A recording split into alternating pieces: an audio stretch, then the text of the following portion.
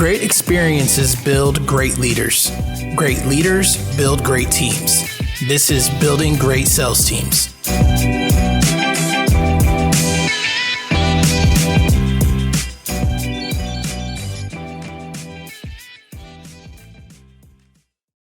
All right, guys, welcome back to Building Great Sales Teams. I want to thank you all for joining me. Today on the show, I have Kourtney Vest. She's the Marketing and Development Manager for a division of Cross Country Mortgage.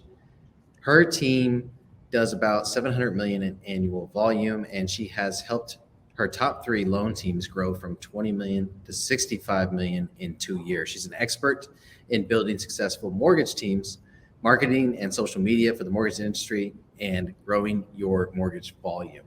Kourtney, welcome to the show. Thank you. Good to be here, Doug.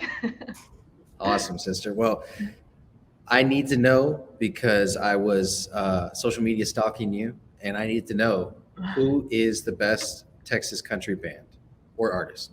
Oh no!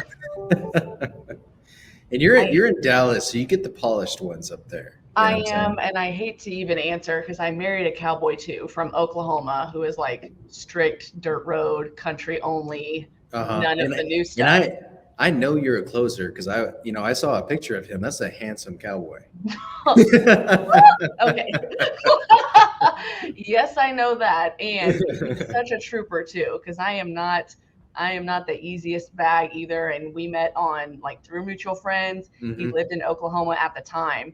Ended up driving 2 hours, and I didn't ever really go on dates. So I was like, okay, you can pick me up for dinner, but I'm going bowling with my friends later, and you may or may not catch an invite.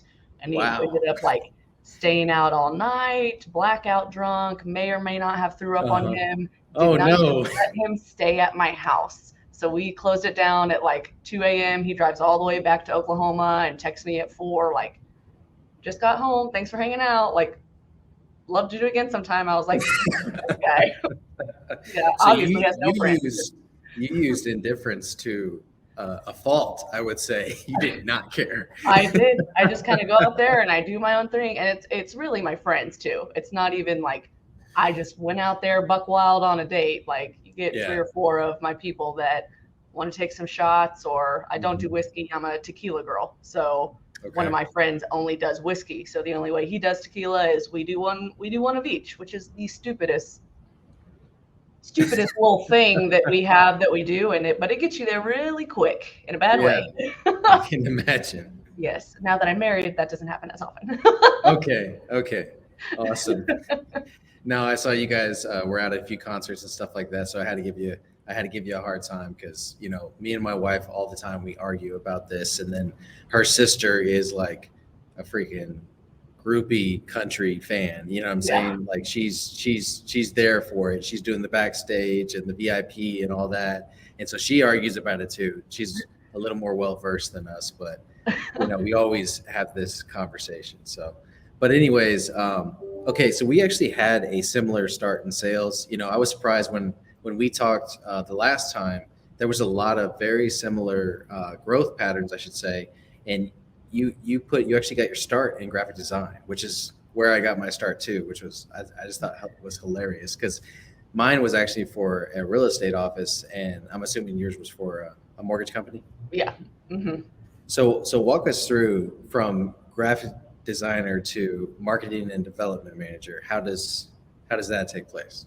I think marketing can go one of 2 ways, and any marketer or graphic designer that you talk to will kind of tell you this too. There's 2 different kinds. One that, okay, I'm more of a programmer type. I'm sit behind the computer, make your ideas come to life, that very operational supportive role of that type of marketing and design. So originally when I got into it, that's kind of what I wanted to do. Wanted to work for the Richards Group here in Dallas. I'm a big Jeep girl, so I wanted to run their Jeep advertising campaigns and things like that. And then the other side of marketing, which is what I ended up going into, was the more, relationship based, adding value in whatever way that I saw, whatever opportunity there was to add value. So as I got into it, it was, okay, I didn't like the actual sitting behind the computer graphic design piece as much as I liked the stuff that I created, pitching that to people or helping really tailoring that to, okay, here's what's going to increase your ROI, get in front of the most people. This is what,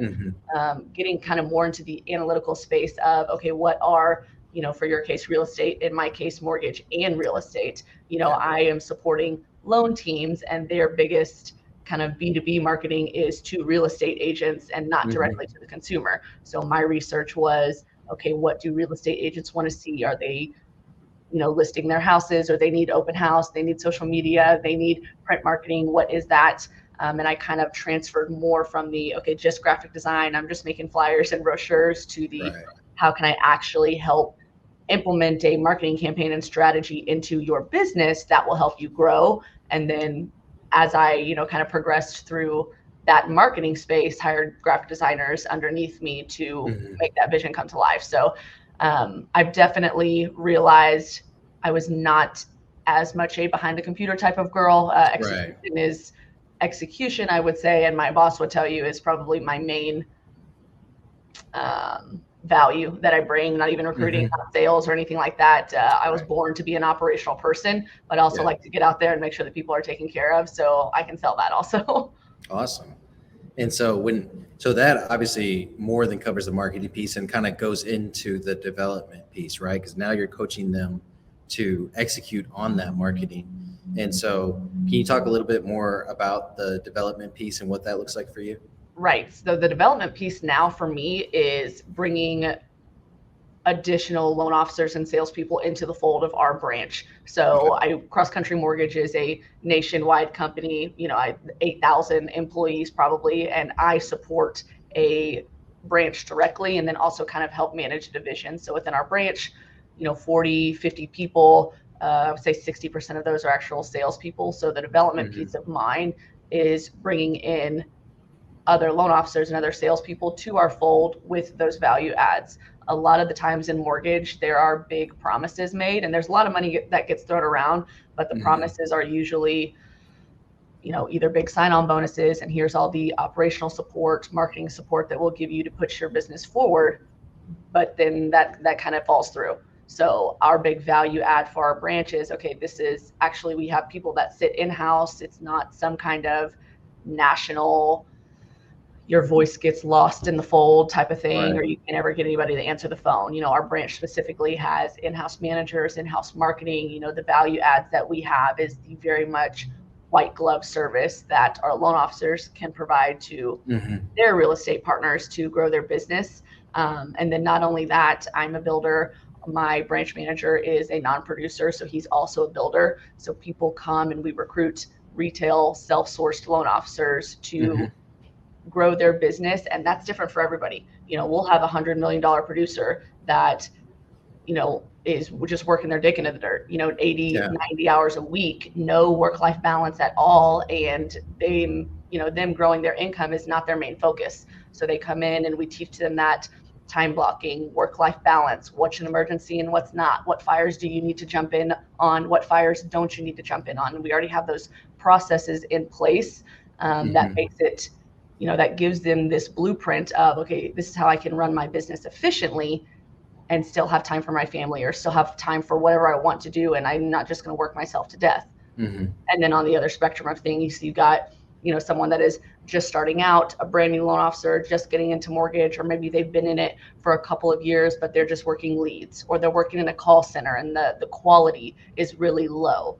So in mortgage, you've got two different types of business models: a call center, pounding the pavement, knocking on the doors, really have to work for your business for the entirety of your career, or your self-sourced kind of retail side where you're building relationships, that's your focus, and the value that you're selling is your service. Everybody's getting the home ownership dream, but you're selling the service, and then you're working up that book of business so you don't have to work as hard, and your leads are better quality that way. So we sell that for the lower level loan officers to come in, and again, because we have that structure of this is what works, and then we can kind of get to each team and each loan officer individually.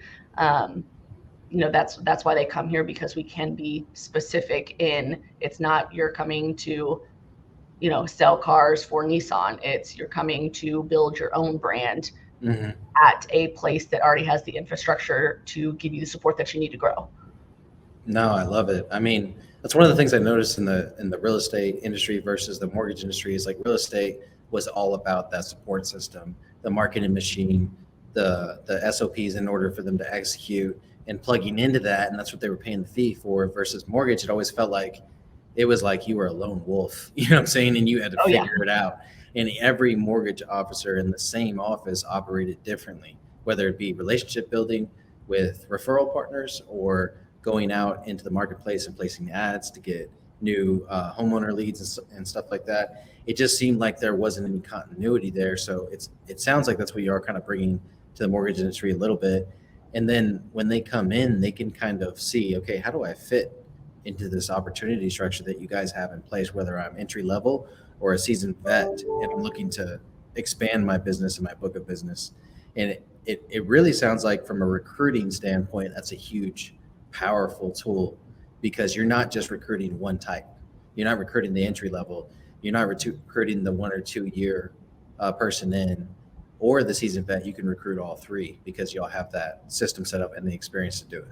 Exactly. And even our support staff that we bring in, I have a lot of younger, hungrier support staff. They're like, oh, I want to be a loan officer, I want to be in sales, and they get in mortgage and they, figure out that, okay, maybe I don't want to have to work so hard to eat. And they join part of a team with a salesperson that already has that knowledge, already is a hustler, already has that book of business, and they can kind of plug into that. But no matter what side and what piece of that you go into, you know exactly what you're looking forward to. Okay, if I stayed in operations, I could still move up to here or here. And if I'm here, that income is fine for me to feed my family and have plenty, and that's what I need. And I'll just come to work and do my job. Yeah. And then they also know if they start from here, okay, if I did everything possible to get to the highest level of operations, I would still want to be higher than this. I need to do sales. I need to push myself in that capacity. But I have a lot of even salespeople that we will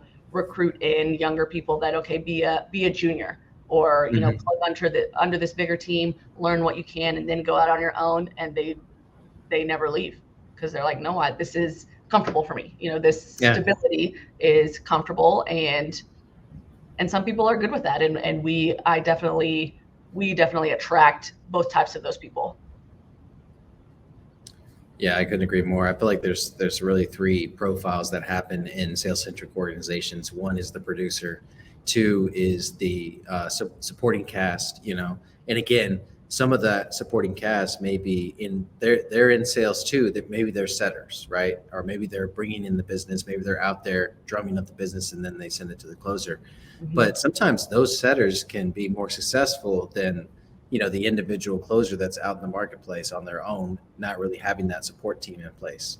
And so, and then, yeah, I think, eventually they either start their own deal and use that mentorship to propel themselves, or like you said, they kind of enjoy being an entrepreneur versus the entrepreneur, right?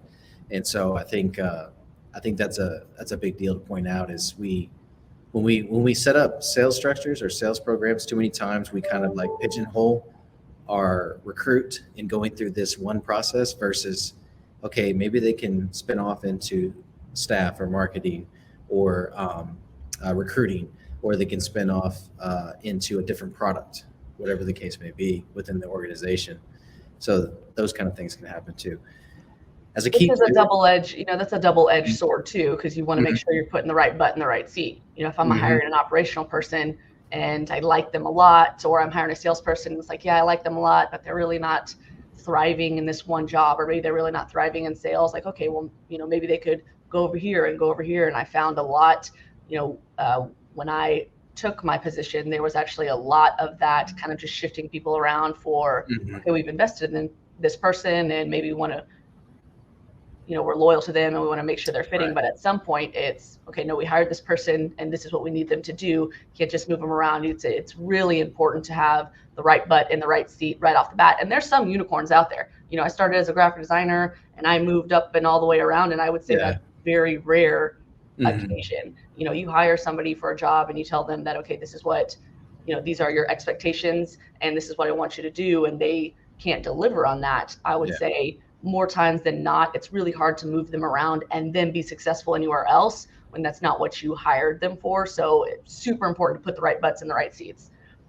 Yeah, I think the term unicorn is very true, right? Because we all want our top salesman to be our sales manager, but that's not the case most of the time. Honestly, that's pretty damn rare.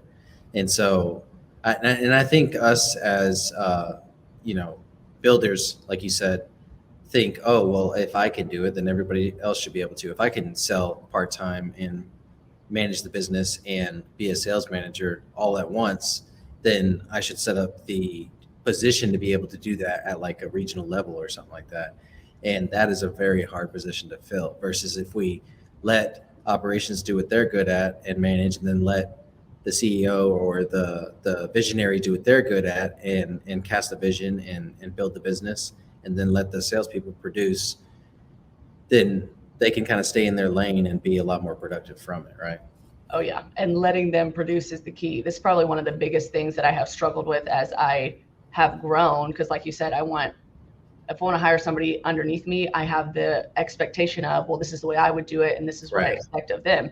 And if you bring, you're bringing in a lower level salesperson that maybe needs some training or is not as gung ho, it's really hard to let them, kind of give them the support and give them everything that they need, but also let them succeed or fail, on their own. I had get in the really bad habit of, well, I would be doing it this way, or, I would be working this hard, and I can't push my expectation of what I would be doing onto other people as the, manager or the development. It's here's all of the tools. I want you to succeed. I'm here for you to succeed, and I'll do whatever I can to help you with that.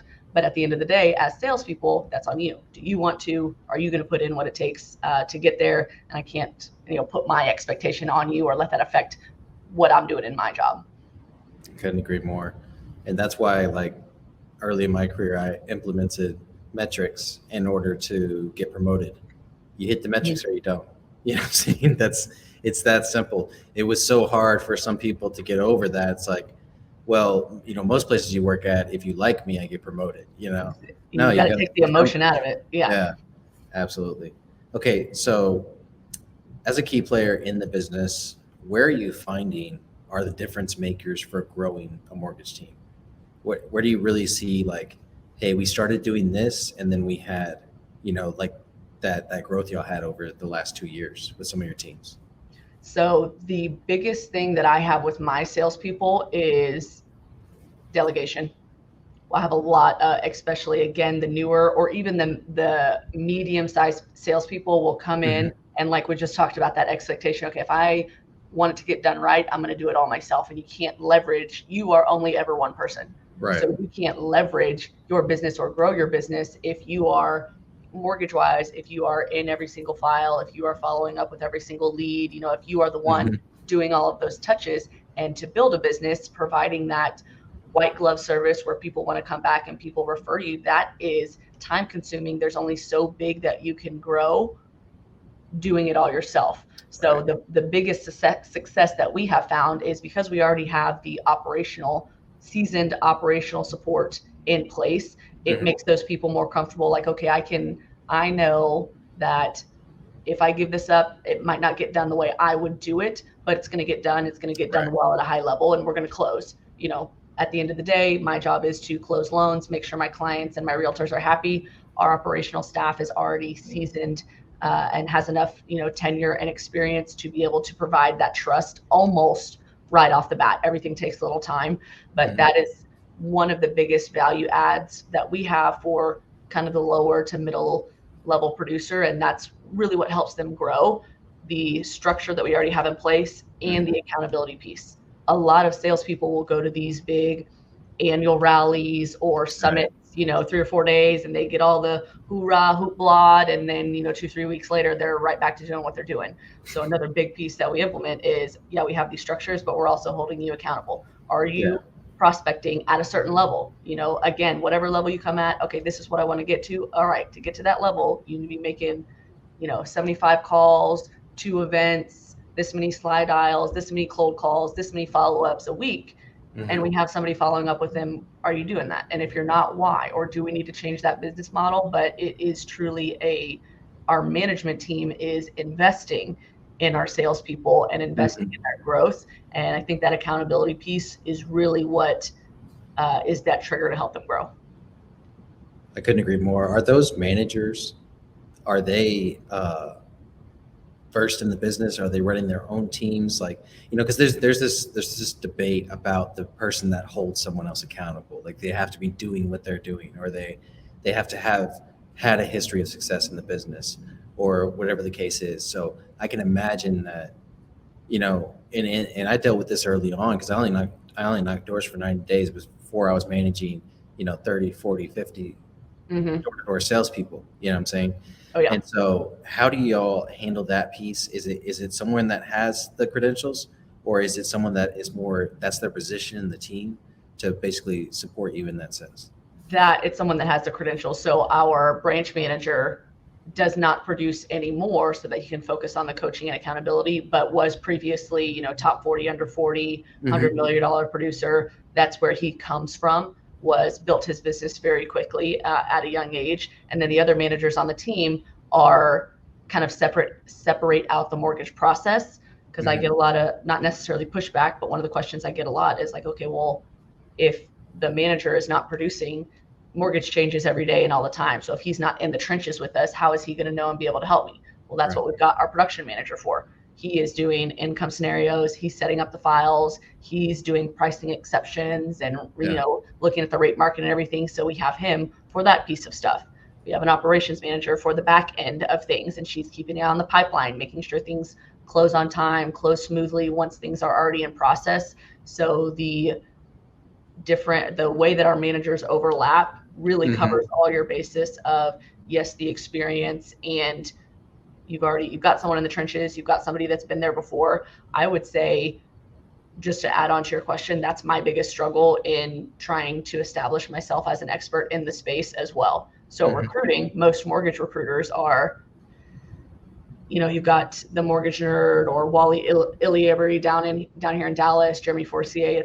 I've done $200 million in production. Come join my branch, learn how I did that, and build yourself. Me as a recruiter, I'm licensed and I do some loans, and every loan I close, I hate it. That's not my passion. That's not what I was built for. So I will never be that. Okay, look at this massive mortgage business that I have built. Come hitch your wagon to that. That's not the value. I'm trying to switch that view of myself as an expert in this space. I've been here 5, almost 6 years now, and I help. I've always supported that value of the loan officers coming in that get my full attention. My production is not doing loans.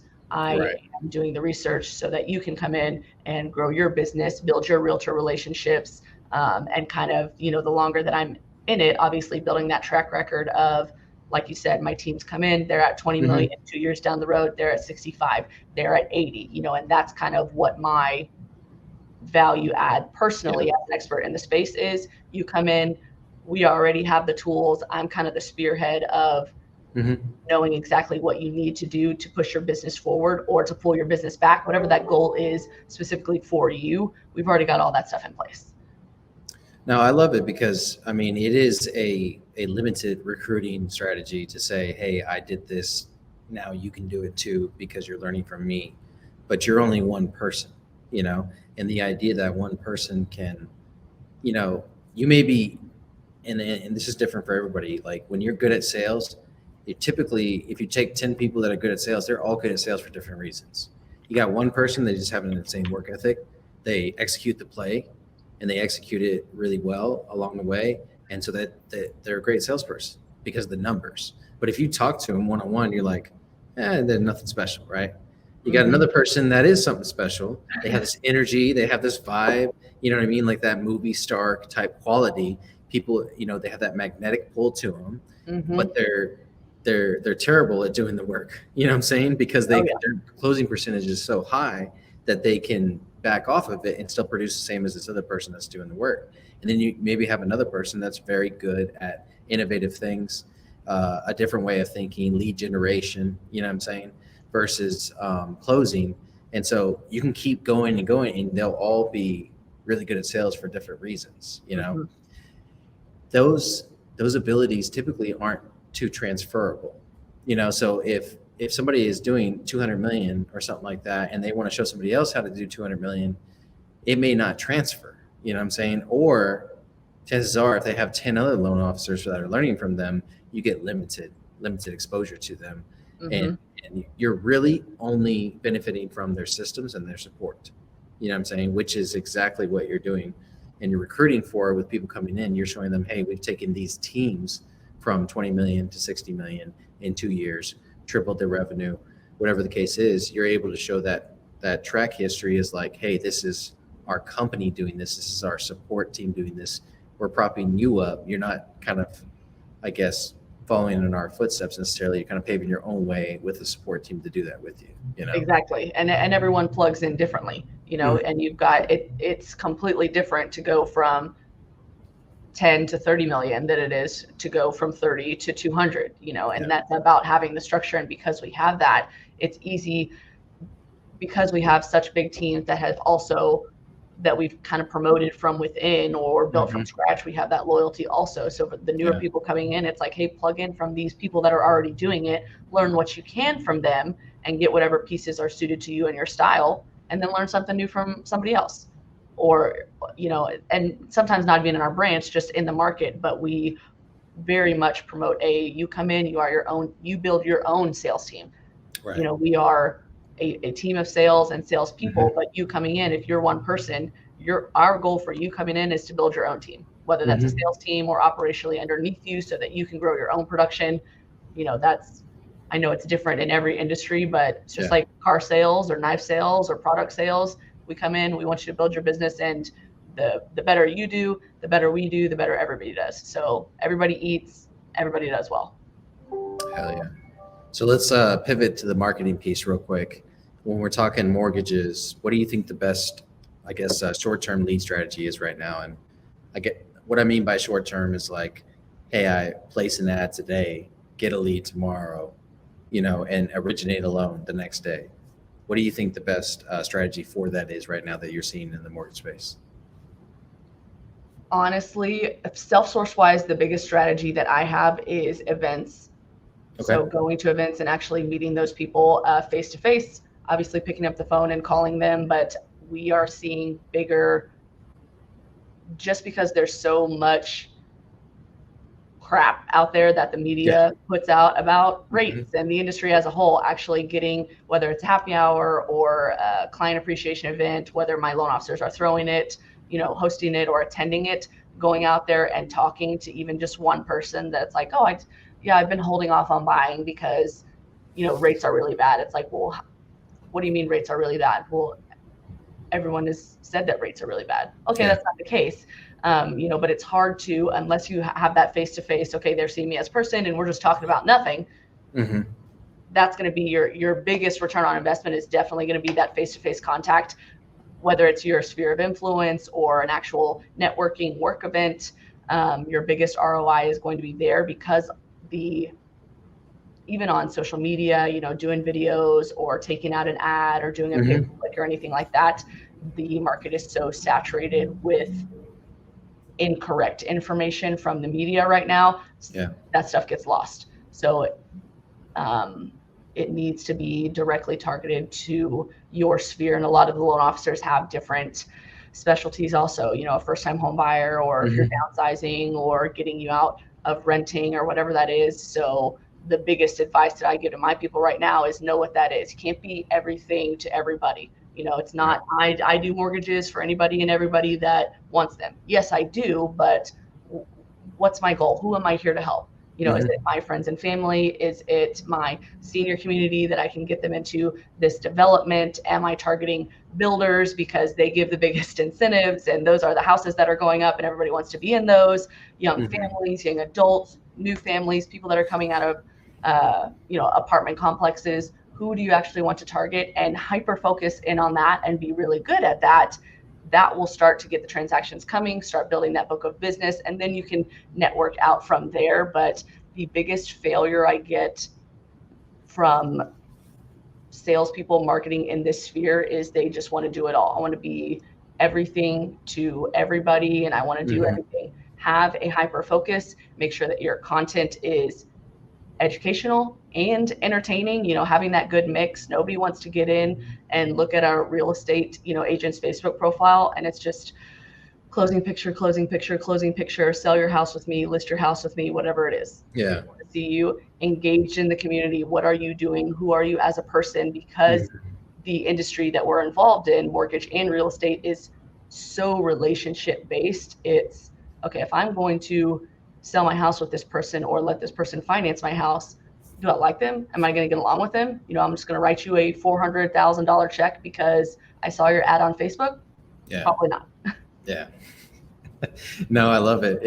It makes a lot of sense too, because when you look at the space right now, because there is so many advancements in technology like AI and in agencies, but think about it, like you've basically got to become the marketing company in order to be good at that stuff. At the end of the day, and I bet so many mortgage officers or so many real estate agents end up just going full time into being an agency, essentially providing leads, because at some point you've got to become the expert in it, and you're no longer the expert in real estate. You're no longer the expert in mortgage. You know what I'm saying? Because you don't have the time to learn. Exactly. Yeah. Marketing is a full-time job. 100%. And so I feel like some things stay the same and some things have to change, right? And this is one of those things that stays the same. Like the differentiator in the marketplace is being out in the marketplace, building those relationships, having that face-to-face.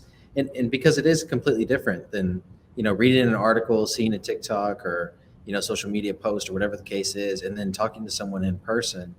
You can know, like, and trust them so much faster in person because of body language, of tonality, of all these things that don't really transfer as well on these other mediums. You know what I'm saying? And so I think, especially for a new person starting out, that's where it's at.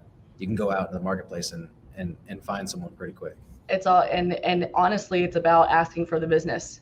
And any salesperson, and this is probably one of the hardest things for our salespeople too. It's like, oh, well, they know I do mortgages, so so if they had a lead, they would give it to me. No, they wouldn't. You have to ask them for it. It doesn't matter. You either have to ask for the referral. Hey, who do you know looking to buy or sell a house? Hey, do you know any realtors in the sphere? They want to give you those leads, but it's not in someone's natural nature for, hey, let's go out to coffee or let's go out for a drink as friends. You have to ask them for that business. And it doesn't have to be super salesy. They know it's your job. That's how you provide for your family. You have to ask for the business, not just go out and, oh yeah, I networked and I met 50 people. Okay, well, how many leads did you get? Oh, well, I'm just building those relationships. That's good. You definitely need to be doing that, but you have to ask for the business too. Ask for a meeting. Ask them, if I'm meeting with a realtor, hey, let's go to coffee. Let me tell you about what I do different. Let me tell you about how I can help your clients. Or if I'm talking to my friends, like, hey, I know your sister just bought a house. Doug, why didn't she why didn't I get an application? Why couldn't you didn't give me the opportunity to help her? Yeah. You have to be out there asking for the business, and in person is great. And then kind of like you said too, if you see something on TikTok or, see an ad on Facebook, the biggest thing about marketing in any kind of relationship business is consistency. You post one TikTok, it's like, man, maybe I want to work with this guy. And I looked his page and he only posts, twice a year, or the last time he posted was in December. It's like, maybe I'll see that guy in person and then I'll get a feel for him. Right. Social media is an excellent tool to push your relevance forward and just solidify. Okay, I talk to people. Yeah, I liked her. And then I go look at her page. It's like, oh yeah, she loves country music and she hunts and she does all this other stuff. Like just that one piece that you might connect with somebody with. And that's just staying relevant. And I'll be honest with you, not even that I hate social media, because I think it's a great tool, but it feels super work. When you do it for work and you promote it for work and you teach it for work, it's like, man, I don't even want to get on Instagram right now because it's really just going to be research for what's working or looking at my KPIs or whatever it is. But social media is such a fantastic tool to, that excuse of, oh, I don't really know technology or, social media doesn't work is becoming more and more irrelevant. You have to be on social media, whatever that, even if it's not for your business. What's your family doing? Did you just have kids? Did you get married? Whatever it is, people want to know who you are. And in mortgage specifically, everybody's doing research on who they want to work with. So if they can't find you, if you don't have any kind of web or internet presence, it puts you behind. You're a leg down from somebody that they can't find information on. 100%. Yeah, it drives me nuts when I get a podcast guest, like from a matching service, and they seem like a great guest, and I can't even find them on Facebook. And I'm like, I get it. Like, if you're younger, it's all about Instagram and TikTok and all that stuff. But Facebook is where most people do business, right? That's where our age group does business, and then they're the ones with the money and the businesses. You know what I'm saying? Yep.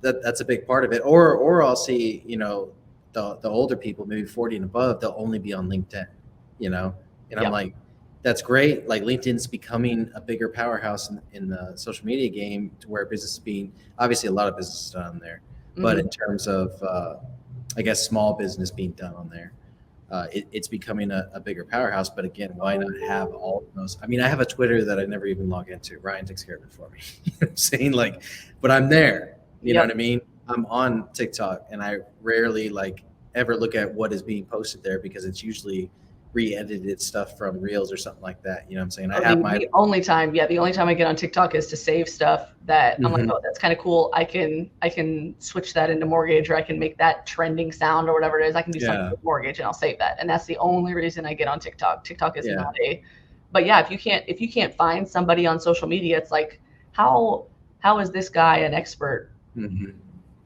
If I can, because social media is the place where you interact too. It's not even about me posting. Like, I want people to be able to, I just went on a podcast with Doug. Doug can tag me in that. People can see that I was tagged in that. Other people, even if I am not the best at posting religiously or organically or anything like that, it gives other people a chance to interact with me. Okay, I was at this country concert and I didn't take any pictures or do anything, but someone else did, and they tagged me in it, and people see that I'm still out there in the community. You're a real person. Exactly. It's organic collaboration that you don't have to do anything for, just by having the freaking platforms. No, I couldn't agree more. One of the things about posting on social media, we know it's good for our business, no matter what that post is what I've found is, because I've been more vulnerable about my posts on social media, and I've kind of extracted the lessons from life and posted those, then it becomes more of a labor of love versus, this thing I have to do to stay relevant, and then it becomes more like, all right, I'm posting, the kids' baseball games, or about my chickens, or about barbecue, and then I'm posting about work maybe once in between there. You know what I'm saying? Because you have those places where that's appropriate, like the Building Great Sales Teams page. Like, that's where we post sales team stuff, And every now and then I will absolutely post it on my personal page, but it's like part of a cadence that has a nice mix of things, And it that's does. What people want to see. I want to go to your Facebook page and see your chickens, even if I was like, I want to see what this guy is about, and what his content for building great sales teams is. Or when people come to my page, like, maybe they have a mortgage question, they want to know something about mortgage.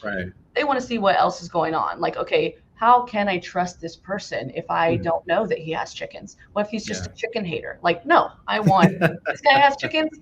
He's probably cool as shit. I want to take sales advice from this guy, or whatever it is. It's relatable to people, and I think the consistency has taken away from it feeling like a job to me. When you are just doing it for business, then it's hard to get on and easy to not like it. And then it's just kind of a hassle to stay consistent. It's like, okay, I don't want to be that person that's always on my phone. I'm not the one that's at the concert with my light on, right there the whole time. That's not me. Or out on vacation in Broken Bow, just like a secluded romantic getaway with my husband. I'm not taking the candid of my coffee on the lake. Maybe I should be, though. Maybe I don't post it right then, but just being aware of, okay, people want to know what's going on with me. So constantly, not necessarily having your phone out, but having that availability to, okay, maybe I'll post this later, but it's good content for, what I'm doing in the sphere. And then it becomes not as much of a whip or job. But you do have to be conscious of it. Yeah, absolutely. I think for me, especially when it is those family moments, when it is that intimate moment with my wife, like, maybe we'll take a picture after or before all the fun stuff happens. And maybe we'll take a picture during, what I'm saying, but we're not doing the post right then and there. Exactly. You know what I mean? We're waiting till the next day or the day after, or whatever the case is. And then we reflect on that. And those end up being better anyways, because it's not just like, hey, look at me, I'm out here. It's like, hey, this is what we did today. And, if you guys are looking to do something different, try this, and this is what the experience was like for us, and you can actually put some effort behind it, then all of a sudden the post means a lot more to people than just saying, hey, this is my life and the highlight reel. Oh yeah, and that's where a lot of people fail too, is they are always trying to be reactive. It's like, oh, here's what's going on, well, I got to do this, and then I got to take a picture of it, and it's like, okay, that's why it's so cumbersome for you, and it's why it's taking up so much time, is because you're always reactively doing it. It's like, oh, and that's not as fun. Whatever you're doing is not as much fun. I want to go to this concert, and it's like, oh yeah, I have to post that I'm here, and I have to tag AT&T Center and Luke Combs, and is it that much of a chore? No, but it's like, man, I'd really like to be listening to the music. It's like, just be conscious of it, snap a picture, or have your friends, send you pictures and stuff, and then, like you said, kind of reflect back on that for, okay, yeah, this was a great time. These are local places that I can recommend, and things like that is a much better way. Any kind of structure that you can do in any area, not just social media. Just talked about building teams in mortgage and stuff like that. Structure and processes and having a plan for stuff is going to make anything and everything exponentially easier and leverageable.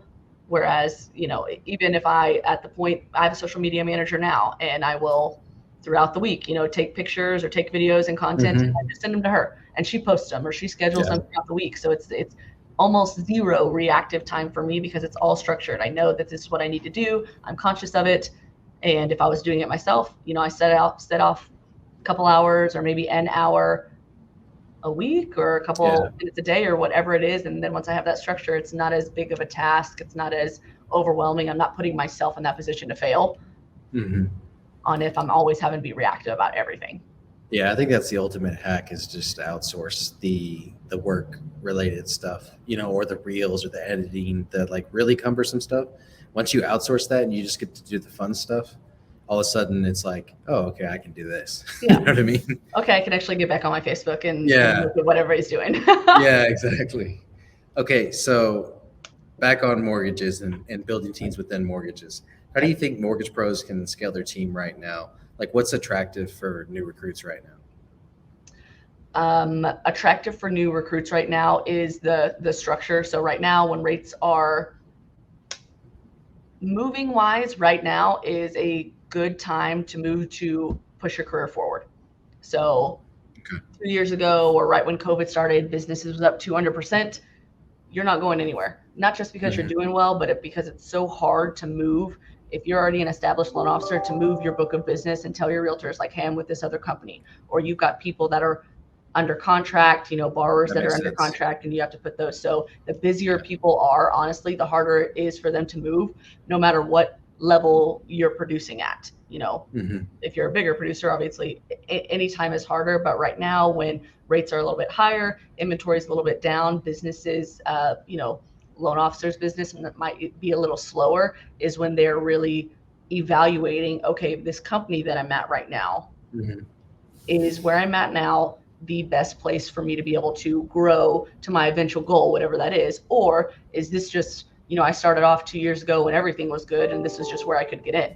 The big value add for us is we've already talked about our managers and our support and everything like that. We have very competitive compensation structures. So what we are looking for is longevity in the loan officers that we bring in. So, hey, you're doing okay where you're at right now, but with all of this extra stuff that we can provide, compensation structure and scalability, this is where, you should be now. So what I would challenge loan officers and people in the mortgage space to think about is, while things are slow, this is when they are building their processes. Like, okay, I don't have a lot of business right now, so I am building out my marketing content. Maybe I'm starting a podcast, or maybe I'm trying to get more structure, and I want to encourage them to make sure that they are building that in a place that is scalable.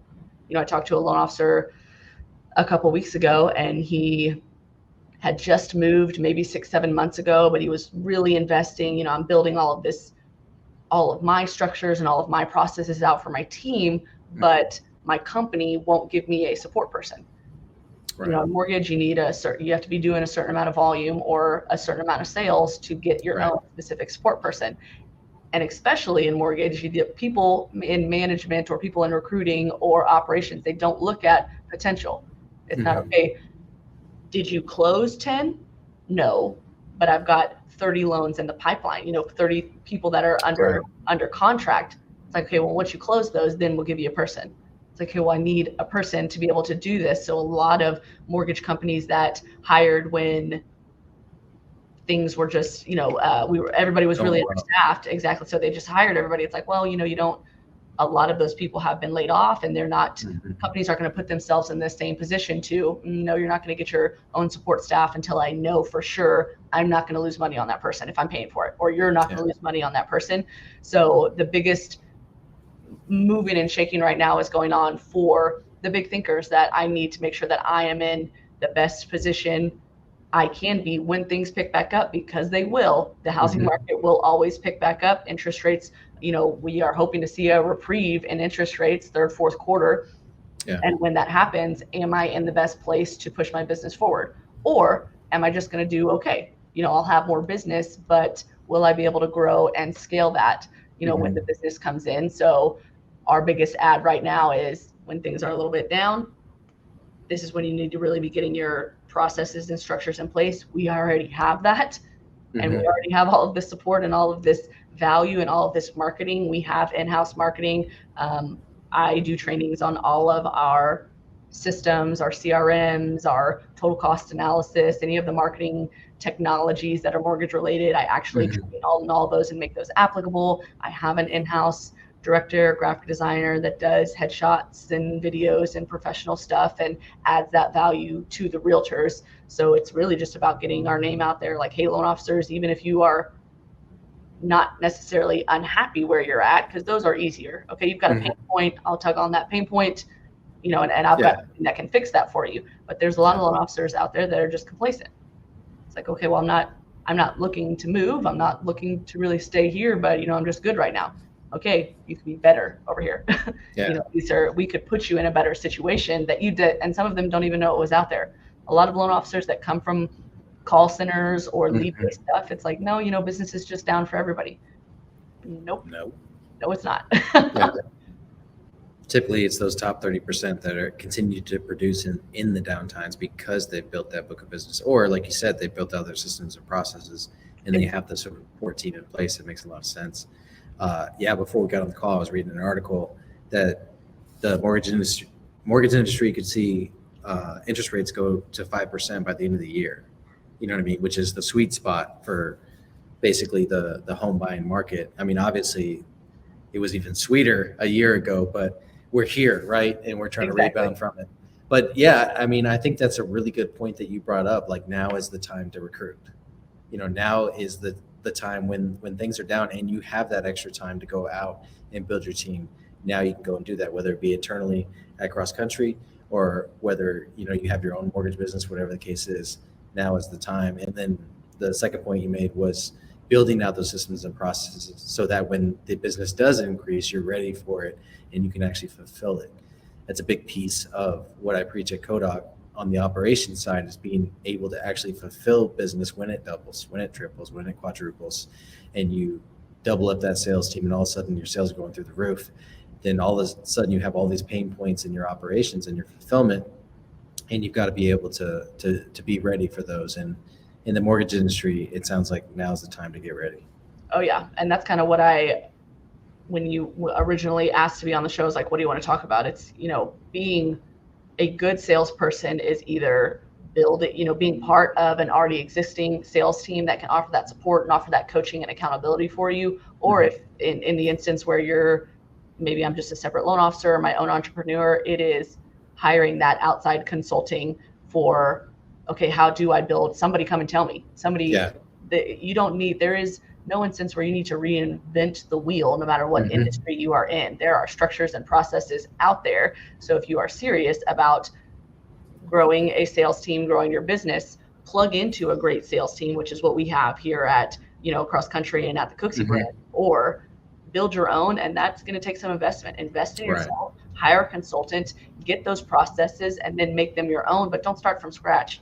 You start from scratch and then you work for 6 months and then the market has already changed and now you're in the exact position that you were at and you are prospecting. And so business is good and you still don't have your processes in place. So being a great salesperson is on a great sales team, which you can still be fantastic. You don't always, I never want to be, not I never want to be number one. I always want to be the best that I can be, but I love being number two. You know, I have a branch manager. He's fantastic. He pushes me in. He is always has my best interests in mind and pushes me to the best that I can be.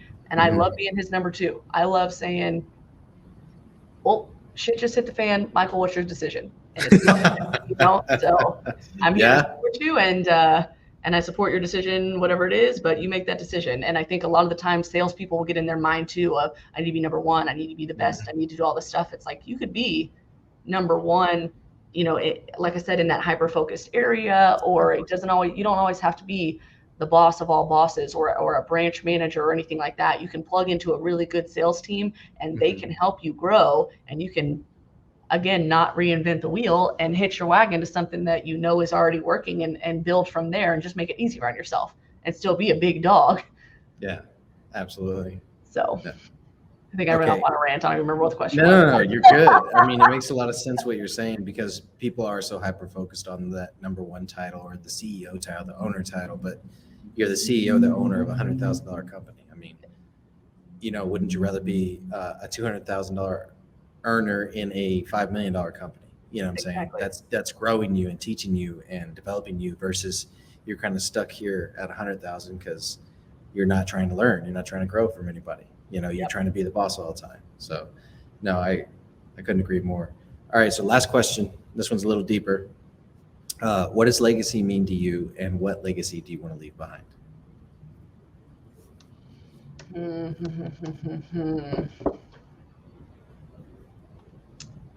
Legacy's got me thinking about Cowboys now, because you asked me a Cowboy at the beginning. My husband's a big John Wayne fan, so now all I've got in my head is John Wayne. But I think legacy to me just means leaving something behind that proves that I made an impact on somebody. So I haven't always been money motivated. I think I'm a little bit more money motivated now, because I'm in an industry where a lot of money gets thrown around. But legacy to me is really just making an impact on people and having them remember, okay, yeah, Kourtney wasn't CEO, or, you know, she didn't make the most money, but she cared about me, or, you know, she helped me out of this situation, or she did, you know, she went that extra mile or provided that extra level of service when she didn't have to.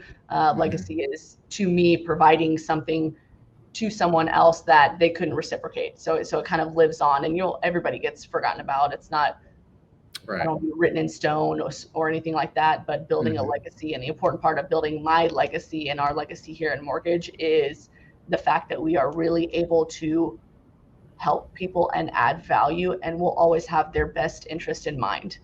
You know, we have a strict no asshole policy here. It's all people. It doesn't matter if you're making $100 or $200 million. If you're going to come in here and you're going to be a cancer to our culture, or you know, it's going to be all about you, and we're not waiting on you hand and foot. I don't care how much money you make, how long you've been in the business, how big your book of business is. Everybody gets treated the same, and you know, that's what our legacy and my legacy will be. Is I care just as much about the janitor as I do, you know, my direct supervisor or my boss. It's a culture of growth.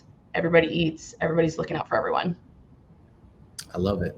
Kourtney Vest, a legacy of no assholes and value.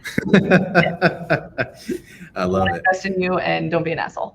Absolutely. All right, guys, if you want to reach out to Kourtney because you're interested in joining the team, or because you want to learn from her or her social media following, then we'll include those links in the show notes for you guys. Until next time, Kourtney, I appreciate you coming on the show. Thank you for coming on, bringing us a bunch of value and a bunch of information in the mortgage industry that we didn't have before. Absolutely, Doug. I appreciate it. Thanks for having me on. All right, let's get building.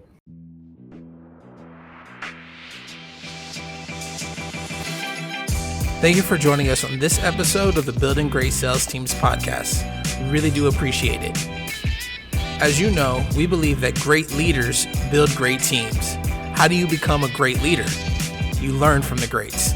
Join us at the $1 Million Mastermind put on by Ryan Stewman in Frisco, Texas, and learn everything that you need to learn to be that great leader. The link will be in the description below. As always, we ask that you like, share, and subscribe wherever you consume podcasts so you can stay up to date with the Building Great Sales Teams podcast. Let's get building.